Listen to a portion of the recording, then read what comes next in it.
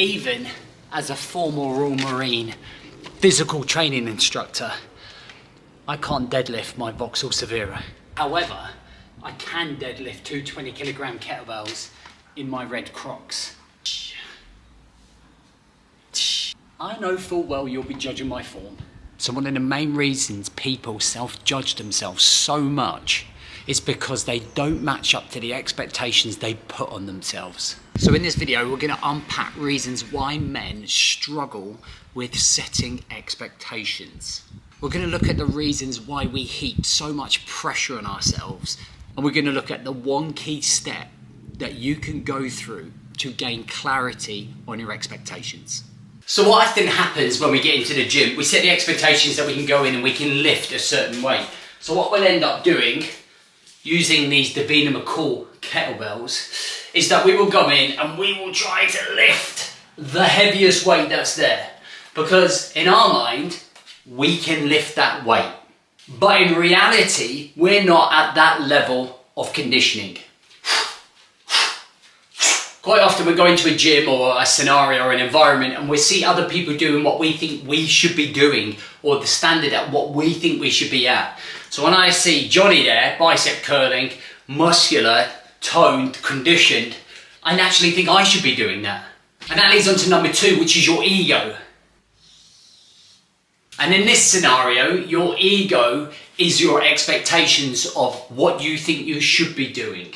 And the last one is one that so many people fall into, even myself, and it's basing my expectations on past experiences.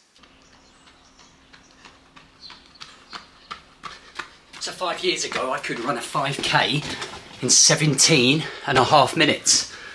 And I used to have a hat that wasn't broken, and I had trainers that were running and not red Crocs. But today, I'd probably do a 5K in 26, 27 minutes.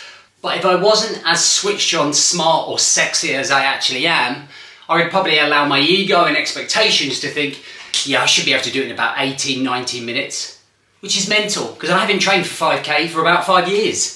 So one of my most recent failures in terms of expectations is one of my good friends who is a videographer and has been for the last 12 years, started his Instagram channel. His videos were immaculate. They were top of the game. They were some of the best that I've seen. And when I saw that, I wanted to do the same.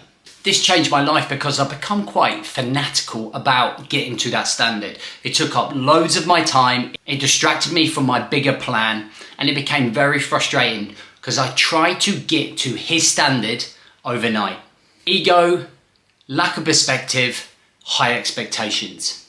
The critical mistake was thinking that I could produce the same level of content as him and the same quality in 2 weeks. So why do we put ourselves under such monumental pressure? So I break it down into 4 key areas. Number 1 is status. You want to reach a particular status within your personal or your professional life. So you want to put high expectations on yourself because you maybe haven't been showing up at the level you want. So you want to make those gains as quickly as possible. And this creates impatience. So the second one is making up for lost time. If we haven't been shown up for an awful lot of time, then we really want to make those gains as quickly as possible because we almost want to make up for the time that we've wasted or we've lost not showing up. So number 3 is basing our current life on our past life. Thinking about our past again. Trying to get back to one of those periods in our life where we're on it, where we were doing really well, physically, mentally, and emotionally. And because we set those expectations so high, we think it's going to get us back to that place. When actually we're at a different age, there are different environments around us, there are different circumstances affecting the way that we live our lives, and there are more responsibilities more than ever. So we can't expect to get back to that place overnight or anytime soon. It's going to take hard work. It's going to take a transition period to then learn about ourselves and evolve our identity. The last one is simply impatience. You just want success overnight. And nothing worth having comes overnight. It's going to take a continuous amount of work. So am I surprised that I can't deadlift my Vauxhall Severa? No, because I'm not expecting myself to be able to lift something so ridiculously heavy.